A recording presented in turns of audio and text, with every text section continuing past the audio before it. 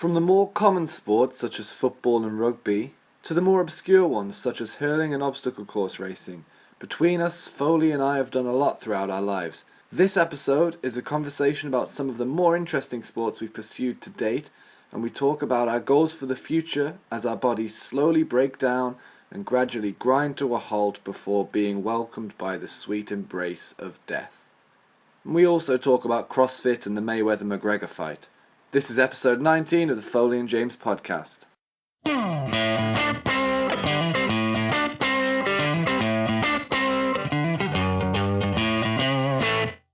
What's the earliest sport you got involved with? It would have been soccer, without a doubt. Okay. My dad loved that more than anything else, still does. You know, so I imagine as soon as I could walk, I was kicking a ball.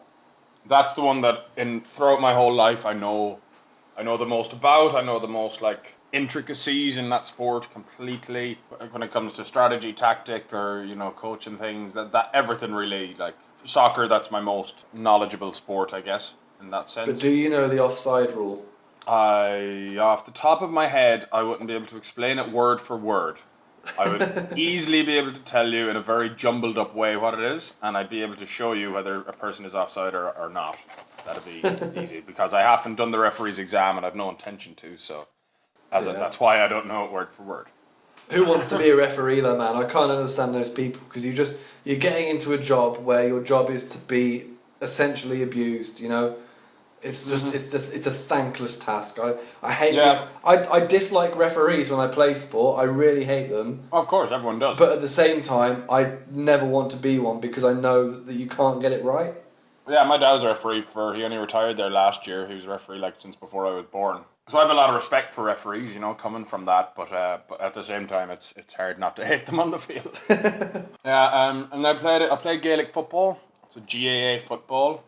So go into a little bit about that, because I think a lot of our audience, including myself, won't actually know what that is, what the difference is between that and regular football, regular soccer. So it's 15 aside, first of all, whereas regular football, regular soccer is 11 aside. The GAA football and hurling, so the GAA is the Gaelic Athletics Association. They have football and they have hurling. So for the sake of this, I'm just going to call it GAA football or Gaelic football, because there's so many footballs in the world. It's 15 aside.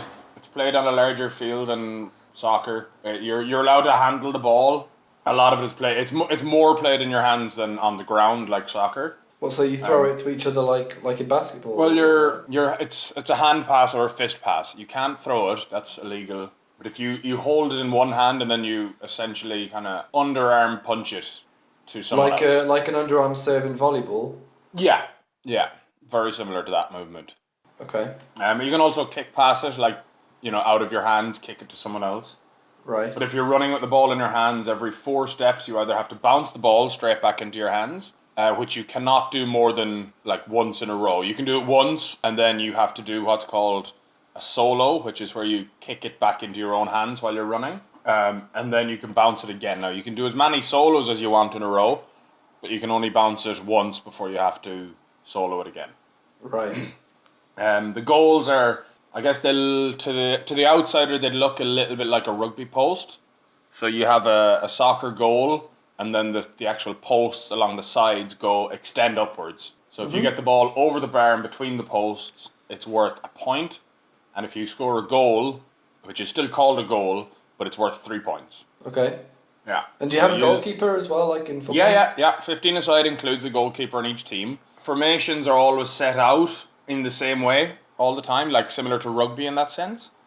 But, the players have full movement around the field. They can really do whatever they want. So there's a full back line, which is the line. So there's a goalkeeper, and then there's a full back line, which is a line of 3 closest to the goal. So you have your 2 cornerbacks and your full back. And they're all numbered as well. So similar in rugby, they're all numbered. So the goalie is 1, the cornerbacks are 2 and 4, the full back is 3. So it literally goes 1, 2, 3, 4. And then 5, 6, and 7 are the half-backs. So your half-backs on the outside are called the wing-backs, and then the half-back in the centre is called the centre-back. And then, so they're your 6 defenders, and then you have 2 midfielders. They're 8 and 9. And then you have half-forwards. So they're 10, 11, and 12. So similar to the backs, they're wing-forwards and a centre-forward. And then you have your full-forwards, again, similar to the full-backs. And it's one of those things, if you lined up two GAA teams against each other and they were in perfect harmony number-wise and everything, every single number, every people marking each other adds up to 17. Okay. So the 2 will mark the 15, the 3 will mark the Right. 14, 4 will mark the 13, and so on. Yeah. Yeah. And how do you tackle, or how do you get the ball? So you can shoulder a person, has to be shoulder to shoulder, knock them on the ground. They can't hold on to the ball on the ground. So if you go for a kick pass, it's not 100% of the time going to be perfect into a person's hands, and because you're being man marked all the time, that other person can always compete for the ball as well. And you can actually slap it out of their hands when they're carrying it as well. It has to be an open fist when you do that, as far as I can remember. I haven't played in 10 years now. So that's what I was getting on to. So I started playing that again when I was younger. And I played up until I was about 18, I think, as far as I can remember. And that's Wow. that. I played hurling, which it's similar rules in regards to the field, the scoring, the goal, the number of players. So a Gaelic football, the actual ball itself is the same size as a soccer ball, but it's a little bit heavier. And hurling is what lacrosse evolved from, isn't it? At least it looks like it to me. I would assume so, because yeah, it definitely looks like it. The old story goes is the history of hockey as well, so ice hockey for those people who aren't in Canada. One of the stories is that it stemmed from hurling as well. Ice hockey did. Again, this is just one of the stories. I mean, I would have just assumed it came from field hockey. Yeah, But so in a country where there's more ice than grass. yeah, no, I completely understand that. Yeah, as I said, just one of the stories is that Irish people came over, settled in. Well, a lot of them settled in Newfoundland. But Sure. a lot of them came to the town that I'm actually in right now, called Windsor, in Nova Scotia. It is said that Long Pond, which is the pond just behind the school where I work, is where the first ever game of hockey was played by a couple of Irish people who adapted it from hurling. Again, this is just one of the stories that I've heard, and I'm open to correction on this. Because I think Kingston in Ontario that also claims to be the birthplace of hockey. It's up there right now. There's no definite answer, I guess. And you played hurling when? Played hurling up until I was about 14, I think. And then I was never really much good at it. And we didn't have an under-14s team then at the time, so I just stopped playing it and never went back playing it competitively. But one of my good mates still does whenever he can. And then that was kind of it, all through school. Well, actually, I say that was it. It was not it at all. I played tennis a lot when I was younger. I loved playing tennis with my friends. That was good. And then joined the local tennis club, and we had competitions. That was kind of in-house competitions and stuff. So still competitive tennis, so I can say I played competitive tennis. Yeah, definitely. Yeah. Played competitive Olympic handball. That's awesome. Handball's such a cool sport. Yeah, I like it a lot. So you know more about it because I haven't played it in a long time. So why don't you talk about it a little bit? I don't know why you'd assume I know more about it. I've watched a couple of pro games in Germany, but that's about it, man. I've never played properly. Yeah, fair. Just, sort of a pickup game with friends and stuff. But it's like a mixture of, I would say, basketball and ice hockey in the sense that it's basketball with full contact, Yeah. You can move with the ball as long as you're bouncing it, but you can have it in both hands for 3 steps rather than 2 in basketball, which would count as a travel. Yeah. But, I mean, you can only shoot from outside of the D at the goal and at the goalie. But the way these guys block each other, they're fully body check each other, and it's brutal. It's fast paced. I love when it's at the Olympics. That's the only time that you get it on TV in the UK. Yeah. But it's great fun to watch. Really, really fun sport. No, I completely agree. Yeah, so we played that at the end of primary school. Our brand new teacher to the school, just he said he had history in it and wanted to introduce to us. So we went to a national competition and everything. It's interesting because you've mentioned a lot of sports there, and other than football, none of the sports I've competed in overlap with yours. And I've also been someone who's done a lot of sports, throughout my life. I've always been involved in it. So this is only up until I'll say 18 or 19. During that time span as well, I did cycle competitively. I cycled for my local club. We had quite a lot of competitions. Go on, talk more about that, because I wanted to mention cycling as something I want to get into. So talk more about that. I joined kind of a friend of the family kind of thing was starting at a cycling club, and I figured it was a good way. It was a new sport, and why not give it a go? And I had to borrow a racer for the first couple of races I ever did, because otherwise I was cycling on like my mountain bike, and Yeah. the first ever 20-mile cycle I did was on my mountain bike, and oh my god, my legs were in bits after it. Oh, you actually did it, yeah. Yeah, it was horrible. I cycled once from my first university back home, which was 35 miles away. I just decided I wanted to try cycling home, and I had my mountain bike, and you really notice how, mountain bikes are cool. Like when you're a kid, all you want is a mountain bike. You're not interested in these road bikes that have got the sort of drop bars and everything, because they look like an old man bike almost, but the mountain bike looks cool. But when you actually get onto doing cycling as a long distance thing, you notice how much drag there is because of those wide tyres and deep treads on them. Yeah, it's insane. So yeah, as I said, like I think my first ever race was on on grass. Jesus. Yeah, it's not something you really associate with cycling. It was at it was one of the other, I say local, like 40-minute away clubs, and they held this, and it was just around like 2 soccer fields. It was terrible. But was it that wasn't classed as mountain biking or off road? Was that classed as a road race, or what was that? I think it was, yeah, technically. And then I did a couple of other road races and stuff, but we trained 2, 3, 4 times a week. One of the guys I actually trained with, I think he went on to at least challenge like at a really high level within Ireland. So that's amazing. Cool. That's amazing. Yeah. So cycling is something I've been recently, so in the last couple of years, getting more and more interested in. So if you don't know, Great Britain is really, really good at cycling. So in the Olympics, we wipe up most of the gold medals on the track and on the road. At least that's been the case for the last couple of Olympics. And with the Tour de France, we've won, I think, 3 out of the last 4. And so it's been really big in the media in Britain, and it's something that's sort of got me hooked a little bit. And so I mentioned that I've cycled home from my university. That was the very first sort of taste of it. I've also cycled around the lake that I used to live by, which was 220 kilometers around. I did that in a day, just as something to do, and it's something that I feel like, because there's no impact on your joints. You're not running, you're not slamming your feet down all the time.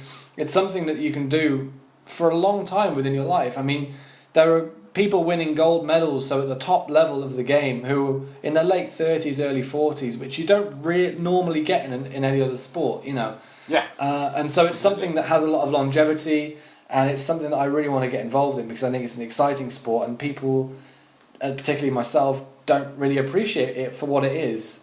Particularly things like like road racing, like the Tour de France or something, where it's a team sport, and when you watch it, you think, Jesus Christ, these guys, it's just 5 hours of just this massive group going the same direction for 5 hours, and maybe 3 or 4 of them go at the front, and what's the fun in that? And that's what it looks like when you don't really know, but to the initiated person, once you learn a bit of the rules and stuff, it's fascinating how many tactics and how many plans and all that sort of stuff are going on, and what's actually happening within the peloton and the breakaway and all that stuff. I love it, and so it's something I'm really looking forward to getting more involved in. Yeah, no, I'd say that'll be good. And once you get back to England and even finish your PhD and stuff, it'll be ideal opportunities in a sense. I think so too, definitely. But let's rewind back to your original question, because you said about your sports going up to 18. So yeah, and I was saying all of mine basically. There's one competitive one. I wanted to ask you about it as well, because I'm wondering, did you play it growing up in England, where it was a much bigger sport than in Ireland? I played cricket for 3 years. In the west of Ireland, that's kind of unheard of, So did you ever play it? No, for me it was something that never got my attention. So in school, in the winter, everyone plays football, rugby, and field hockey, which from now on I'm just going to refer to as hockey, just for ease. That's what hockey is to me. Yeah, that's what hockey is to me. And in the summer, you play guys play basketball, cricket, and we do athletics, and the girls do athletics as well, and then they do rounders and netball. Yeah. And so I did cricket at school, but it's something that never grabbed me. And a lot of my friends love cricket. They played cricket when they were younger. They love to go watch the cricket. But to me, it's something that, it can go on for 5 days and they have a draw. Like, it's it's not my thing at all. Yeah, fair enough. No, that's fair enough. What got you into it, though, if it was a minor sport in Ireland, but you got into it? The Ashes, it used to be on, it's on Sky now, and I hate that it is, because it used to be on Channel 4, which, for those who don't know, it's one of the free channels you get on like, the basic, whatever, it's one of the basic channels you get if you have a TV, and if you have a TV license and an input to a TV. And it was on that, and like, it was one of the most exciting Ashes series ever. So for those who don't know, the Ashes is competed for, I can't even remember how often, is it every year or every 2 years, between England and Australia?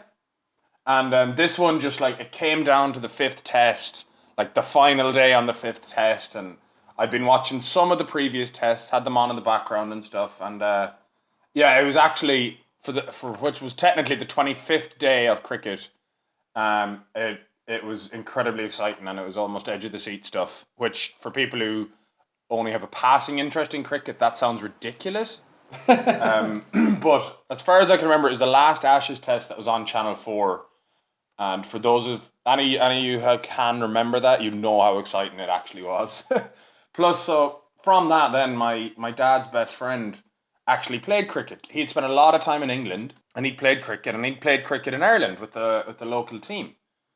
So I got into playing it via him, and we'd have indoor practices where all you'd practice a bit of bowling, and you'd have one batsman at the other end just having a load of people bowl at him for the sake of 20 minutes at a time or something, and yeah, we played quite a few games. It was a lot of fun. It really was. I actually based one of my final projects in my final year of secondary school or high school around it. Wow, I didn't realise you got so into it. Yeah, mate, I loved it. Literally, like 3 years competitively. I played a game where it was up in Trinity College in Dublin, one of the most famous colleges and one of the oldest ones, if not the oldest one in Ireland. I think it is actually. There was 2,000 people there. They were not there to watch us at all. It was just a really nice day, and it was a really big park. That's great. That's really cool. It sounds wonderful, but it still doesn't interest me at all. Yeah, I'm not even going to attempt to explain it. Just look it up, people. What about you, growing up and in school and stuff? Yeah, I'm quite like you in a sense. I had a very mixed range of sports that I kind of did, either I was taking lessons or it was a competitive thing. So the earliest thing I can remember as far as organised sporting activity was actually karate. Oh, wow. And I went to that for 6 weeks. I would never say that I did karate because I went for 6 weeks when I was 8 years old. And I remember we learned how to punch in slow-mo, and that's about as far as it got. I just got bored with it. Fair enough. But, as far as playing for school and stuff, I played hockey, so field hockey. For the school, I did cross-country running for the school. I actually played football for, like you. I mean, it's the major sport in our countries, and so every boy will play football at school. And I was a goalie as well. That's the position I took just because I was really uncoordinated and always the slowest person. So I was always stuck in goal. And then once I got sort of through conditioning, I got sort of used to being coordinated. Hand-eye coordination with the ball and stuff. I just sort of played in goal. I played in goal for my school and also for the local league teams. But then I got bored with playing in goal because at the very low level, it's not that interesting. It's not that fun either. You're playing with kids who are also 10 years old. They're not good, so they're either shooting the ball and it's going nowhere near the goal, or they're hitting it so hard that you've not got a chance to go near it because you're playing in full-size goals and you're only 10, So it's not that much fun. So I ended up playing for another team and I went out into defence, and I really enjoyed playing outfield as well. But, when I was sort of 13 or so, I just got bored. I just lost interest in it, to be honest. And almost rough, as the way I remember it is very seamless, and I don't think this is probably how the timeline was, but the way I remember it is sort of the week that I gave up football, that next week in school we had an assembly, and there was a local reverend from one of the churches nearby. came in just to do a talk to the school, or to our year group. And he was this big, loud American guy from Indiana, just what I imagined at the time, very stereotypical. He was just big, fat American, loud guy, And he was, as well as being a man of the church, he was a basketball coach, and he sort of said at the end of it, I'm going to start doing basketball sessions, Friday lunchtimes. If you want to come along, anyone who wants to come along, come and play. Even if you've had no experience before. I'd never played basketball before. I went along and enjoyed it a lot. I went for a few weeks, and then he started advertising that he had this local league club, sort of out of school, but for a local league thing. And so I started playing for them, obviously called the Pacers because he was from Indiana. And I went up from there, and I ended up playing. Within 3 years of ever playing, first touching a basketball, I was representing my city on the national level, which was really cool. And the highest I've played, first division at university level within England, and that's awesome. And I've played abroad in Germany, which is cool. And I'm playing still in England, now with my university for my PhD. So that's been my major sport throughout. But I've also I got quite involved with snooker while I was little. Like my granddad got me really involved with that, just because it was something we'd go and do together. I always liked watching snooker on the telly and stuff. I was part of a squash club and a badminton club. I really enjoyed just racket sports generally. I'll play those with my friends even now. Rock climbing's something I got into as well when I was quite young, and I still enjoy going. Mostly bouldering, so with no ropes or anything, just with usually a crash mat underneath. Indoor climbing I'm talking about. And also top roping, so you sort of what you think of with climbing, where you have your harness on and your ropes that you're doing. I never really got into lead climbing, where you attach the rope as you go, kind of thing, just because it was never my main sport. But I do like climbing. I do like climbing a lot. That's awesome. But yeah, that sort of alongside that in the background, there's always been going to the gym, weightlifting, and sort of at my under 18 years, basketball was very much the priority, and weightlifting never really came into it until I got to around, I say, 20 years old or so. And weightlifting really became a major focus of mine, and I started getting more into powerlifting movements, and my personal bests are not bad for someone who was doing it at an amateur level. With 75 kilo body weight, I was deadlifting.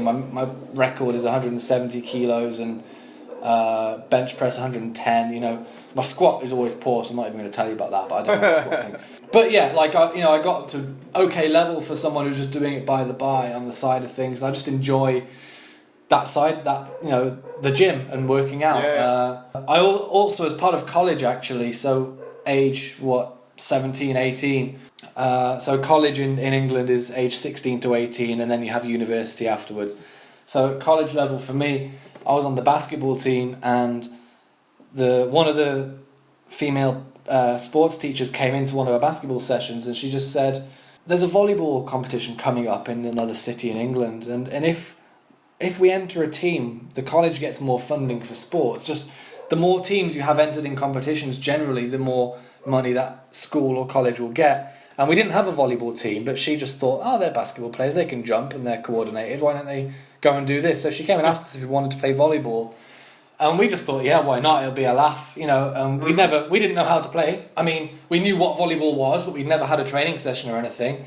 And she, the teacher, she was a volleyball player herself, so she kind of coached us, I suppose you could say. But she basically said, the rules actually are, there are techniques. She kind of showed us how to dig and set and spike and stuff. But the rules, there's nothing in the rules that says you have to use your hands. You actually are technically allowed to hit the ball over with any part of your body.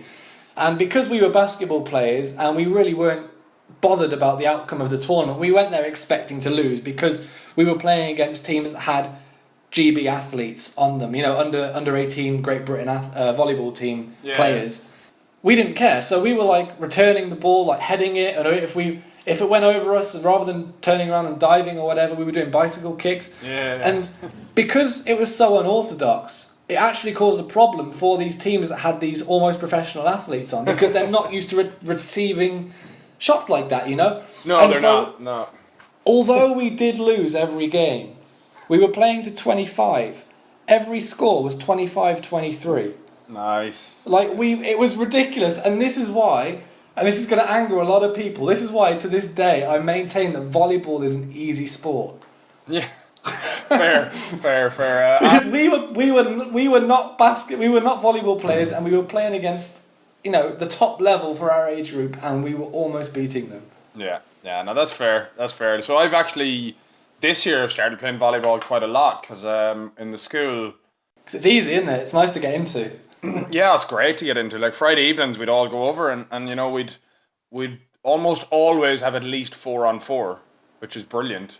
That's really cool. Yeah, so like sometimes we'd have 6-on-6, which would be ideal for the court that we were playing on. Sure. And yeah, so this evening I'm actually going to be playing beach volleyball for the first time ever. Like nice. It's in a league. I played one game with a couple of friends of mine in a league, and that was good. We played against like the best team in the league though, but like that, we did only lose. I think it was like 25-21 and then 25-22 or something. But so this will be interesting this evening, beach volleyball. So is that going to be 2-on-2 or 6-on-6 or what is it? It's actually 4-on-4. 4-on-4. Yeah, and I won't go into the intricacies of it because I haven't played it yet. Great. What about things like frisbee? Have you ever played that? These sort of like alternative sports, if you like. Not played, just chucked a frisbee around every now and then. Right. Yeah. There's other things as well that would have popped up every now and then, and I'd have like, oh yeah, I'll definitely give that a go.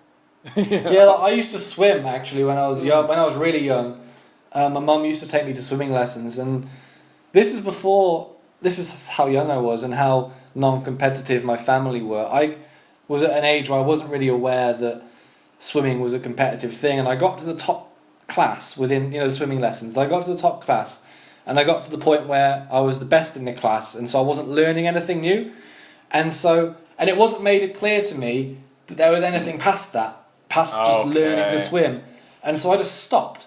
And obviously you can compete in swimming, and that just never occurred to me, and no one ever told me, and it was never a thing. And also I got to the very top level of the very top class, and then just packed it in. And now whenever I go swimming, I can't even do half a length without puffing. Let's get into your major one. So we've talked about basketball for me, but let's go into rugby. Yeah, so I started playing rugby in my last year of high school, secondary school, and I'd always been interested in it. I'd loved watching it on TV, but I don't know why I didn't bother playing. And then I just got into it in my final year of school, and haven't really looked back since.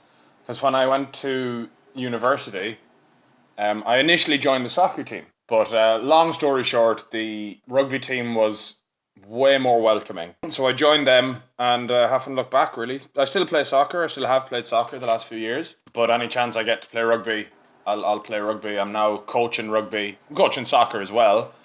But I'm now coaching rugby for the first time and loving it. I'm playing over here in Canada, the rugby team again over here. It's a different culture to soccer, the rugby is. How so? Just, it's so respectful, it's welcoming. It's, what was the quote? I'm trying to remember. It's a thug's game for gentlemen. Yes. Where, rugby is a thug sport played by gentlemen, and football is a gentleman's sport played by thugs. Exactly, which is so true. Like, you can go and hammer into someone, hit them, tackle them 10 times in a game for an hour long or 80 minutes long. You come off at the end of it, you shake their hand and you have a drink with them and you have a laugh at them, and it's all over. Whatever happened on the field, as soon as you get off the field, it's over. You're done and you're friends. And your team at university were really successful, weren't they? What sort of what were their achievements? I'm trying to remember now. So like when I was there anyway, I think it was only the second, maybe third year that they had a team. They were unbeaten at home in that whole time. We never lost a home game when I played in my 3 years as well. And we got 2 promotions in my second and my third year there.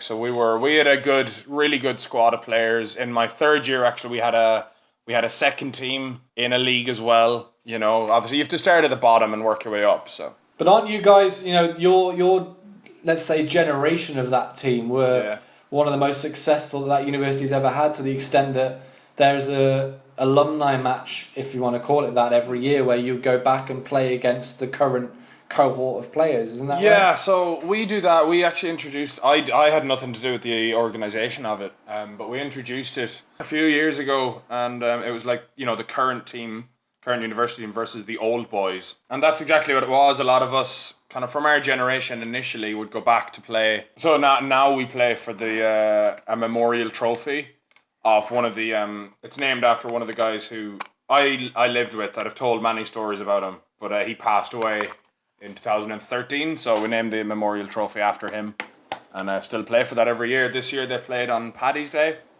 and next year I think they're aiming to do the same thing again. And your win record, even though they're supposed to be the sort of current, Oh, they're the young and fit guys, and we've won every year. Yeah. Yeah, I think it helps that we'll normally have a bigger panel, and we're physically bigger. So we'll have a few more subs than they will, and we'll just keep rotating. So fitness wise, we can keep up with them in that sense. Yeah, and we do still have a few people that still play. Like, so if I go back next year, I'll have just played. And that's true. And isn't one of them? Now you'll have to correct me on this because I don't know exactly, but he was offered professional contracts, or he played with Scotland or something. What was that? He had. I think he was at the London Scottish Academy for quite a while. He might have been knocking on the first team door, but yeah, he was. Now he'll admit it himself, he got incredibly lazy and fat, so he never made it. But my point being is that the talent is there in your squad. Yeah, if you're listening to this, Beaker, it's you I'm talking about. You don't have to blank that name out because it is a nickname. Yeah. But when at the top of his game, phenomenal player. And just because I said that, I hope he's not listening. You can bleep that out, actually. Yeah, no compliments allowed. So so that was then university, and trying to think kind of then what else. Then I just like floated about a bit, but it was in university that the Spartan race first caught my attention. Well, I'll come back to that in a minute. But did you just stick with basketball in university the whole time?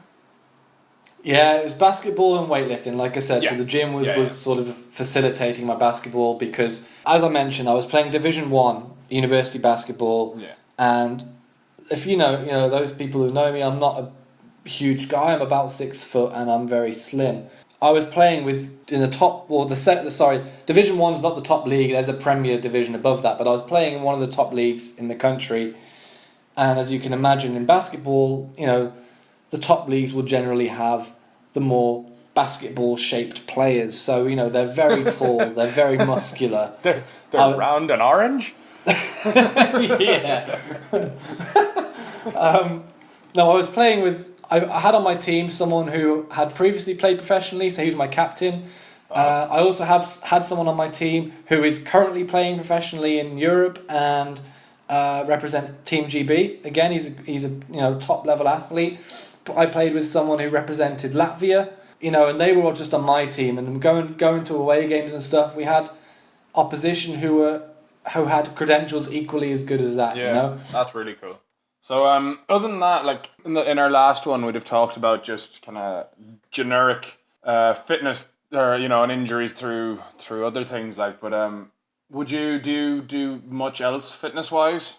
At the moment, well, since I've been in Luxembourg, honestly, I've done pretty much nothing. Just because, for a range of reasons, actually. I don't want to get into it now, but I essentially thought I was going to be here for 6 to 8 weeks, and it's ended up being 6 months, So I wasn't. It's been all kind of up in the air. However, the interesting one that I want to get involved with is Brazilian Jiu-Jitsu.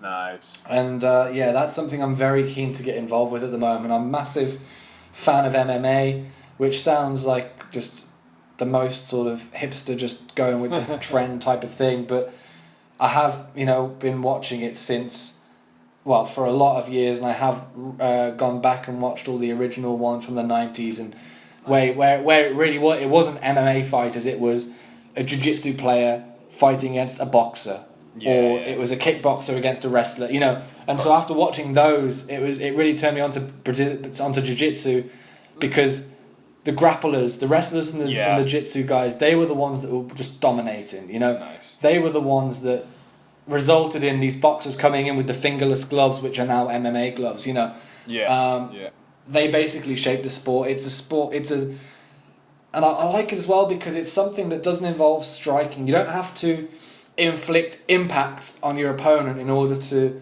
damage them or in order to render them, defenseless. Yes.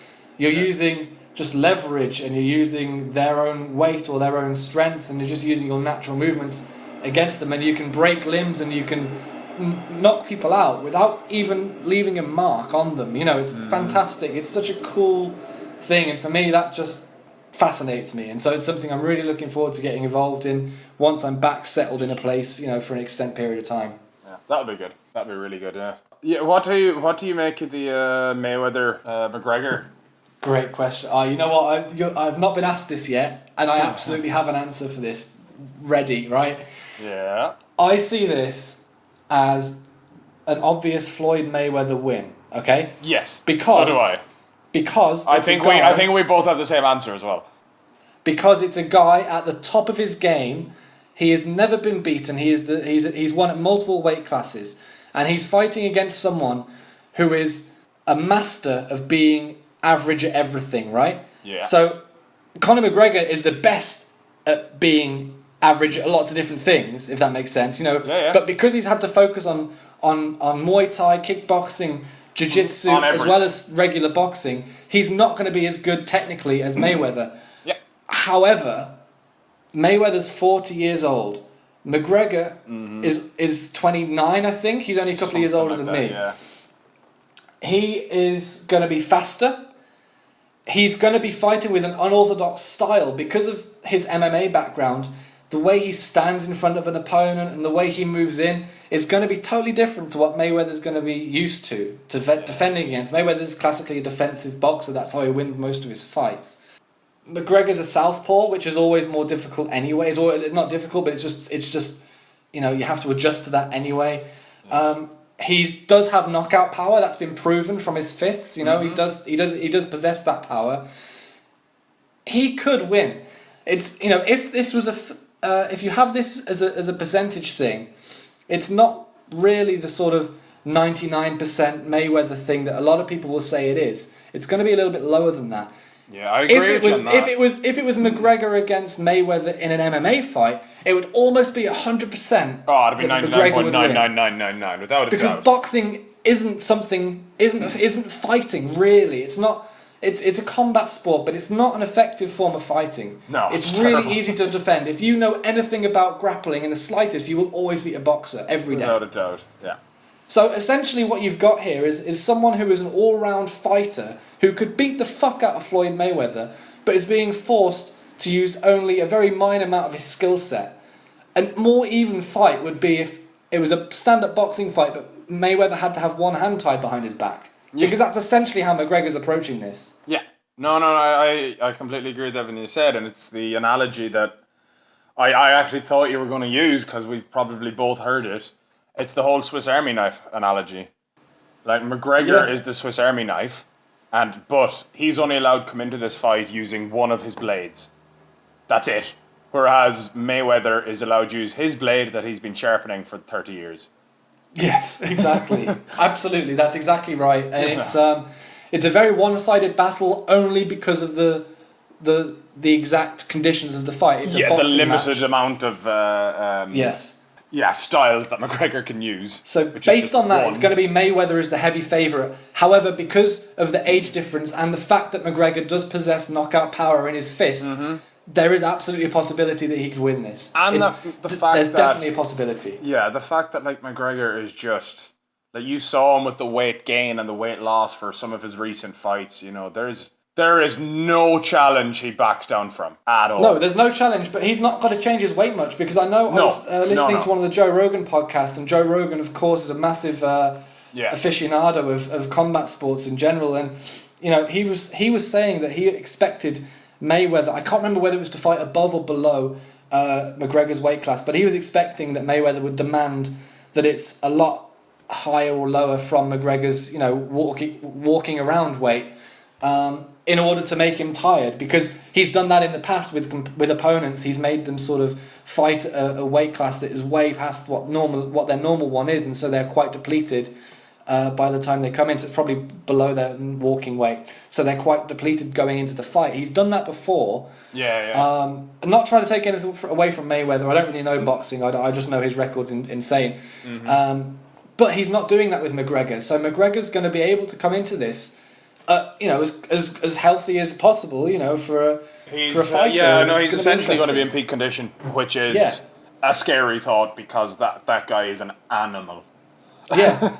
So for people who are listening to this thinking it's a world-class boxer against a MMA fighter who's never been tested professionally in boxing, obviously the boxer is going to win. I understand that, but watch it because something could happen. Yeah. This really could be exciting. I'm gonna put money on McGregor only because I want him to win. I think Mayweather will win, but I want McGregor to win, definitely. Yeah. No, the big thing about that fight that I fear is that it's already fixed. Do you think they do that? I mean, when they're $100 million fights, do you think they do that really? I sincerely, from the bottom of my heart, I hope not. But it's one of those things where I wouldn't be surprised. I don't think they will because it is such a big fight, and McGregor's not exactly one to keep his mouth shut. But it's one of those things as well. I wouldn't be surprised. Anyway, so I just wanted to ask. You always tell me that normally there's 6 degrees of separation between two people, but in Ireland it's 2 degrees. No, I don't know anyone who knows Conor McGregor. Although I might know someone who knows Conor McGregor. All right. It's probable. That's funny. That's really cool. Yeah, so just getting back to the sport, so I mentioned it briefly earlier, and something I've got in the last few years is obstacle course racing. Yeah. So for those of you who don't know it, OCR, as it's known in the biz, so if you've ever heard of a Tough Mudder or a Spartan race or a Warrior Dash or a Savage race or any of those kind of ones, I know at home in Ireland I've done one called Turf Warrior because it's out in a bog. I've done Hell and Back. That's another one in Ireland. They have a couple of locations around the place. It's something I'm loving because, first of all, if you get to train to do something like that with someone, if you're training with someone, the training is tough, but it's so different. Fine, you can go for a 5-mile run, or you can do your squats and your bench press and your pull-ups, and they're encouraged. Don't get me wrong, pull-ups especially. But some of the other training, like that, you have to get oddly specific about weird types of training. So okay. I'll fill a 5-gallon bucket up with stones and carry that up a hill 40 times. Random stuff like that, where it's not really conventional training, but it has to be done. And then this is where you plug the couple of mini casts. Yeah, the couple of ones that I did recently, which are the mini casts about me doing the Spartan training. Go check them out, guys. They will be coming back, unfortunately, as I talked about in our recent podcast. I'm only back from an injury. That was last week's podcast. You should really listen to these guys. I'm telling you, they're awesome. And but that will be coming back. So I'm debating right now. I've actually a road race coming up, which I'll have ran by the time you hear this. But I've one coming up, so I'm debating whether to just restart from day one, the Spartan 30-day plan, or to start a different one, or to pick up where I left off. Or what I'm going to do, because rugby season is in full flow again as well, and I want to concentrate on that as much as anything. Yeah, but obstacle course racing, check it out. Check out ones near you. If you're in the UK, there's so many good websites that you can do. Just type in OCR Race Finder, which is obstacle course racing Race Finder, which is if you spread it out, but don't think about it. OCR Race Finder, like UK even, if you're over there, or Canada, or the USA or something. You'll get a couple of websites, like in the UK, I think it's Mud Run Guide and My Mud Race.